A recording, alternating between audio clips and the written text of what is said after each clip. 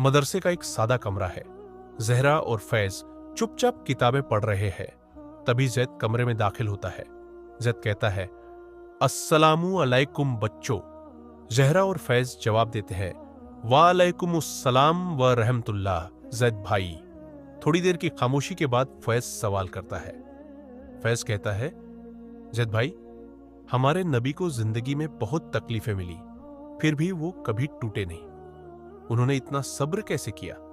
जहरा भी पूछती है, और जैद भाई, जब कोई हमें दुख देता है तो हमें गुस्सा आ जाता है, लेकिन हमारे नबी ने बदला क्यों नहीं लिया? कुरान और हदीस इसमें क्या सिखाते हैं? जैद हल्की मुस्कान के साथ जवाब देता है। जैद कहता है, बहुत अच्छा सवाल है बच्चों। सब्र अल्लाह की बहुत बड़ी नेमत है और हमारे नबी सब्र की सबसे बड़ी मिसाल है।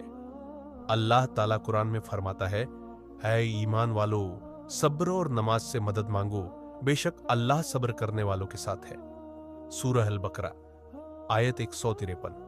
जब आगे समझाता है, जब इंसान सब्र करता है तो अल्लाह खुद उसके साथ होता है।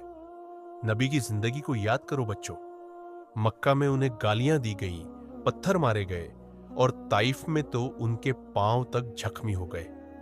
उस वक्त फरिश्ता जिब्रील अलैहिस्सलाम आए और कहा कि अगर आप चाहें तो इन लोगों पर पहाड़ गिरा दिए जाए, लेकिन हमारे नबी ने फरमाया, ऐ अल्लाह, मेरी कौम को माफ कर दे क्योंकि ये मुझे नहीं जानते। सहीह बुखारी। जहरा हैरानी से कहती है, इतना सब सहने के बाद भी नबी ने बद्दुआ नहीं दी? जैद जवाब देता है, नहीं बेटा, नबी जानते थे कि सब्र से दिल जीते जाते हैं और बदले से नफरत बढ़ती है। नबी ने यह भी फरमाया, सब्र रोशनी है। सहीह मुस्लिम। यानी जो सब्र करता है अल्लाह उसके रास्ते को रोशन कर देता है। फैज धीरे से कहता है, तो जैद भाई, जब हमें परेशानी आए तो हमें भी सब्र करना चाहिए। जैद आखिरी नसीहत करता है, बिल्कुल, सब्र आसान नहीं होता, लेकिन सब्र का अंजाम हमेशा खूबसूरत होता है। अल्लाह कुरान में फरमाता है, निश्चय ही सब्र करने वालों को उनका बदला बेहिसाब दिया जाएगा। सूरह जुमर आयत 10। जहरा कहती है, आज समझ आया कि सब्र कमजोरी नहीं बल्कि नबी की सुन्नत है।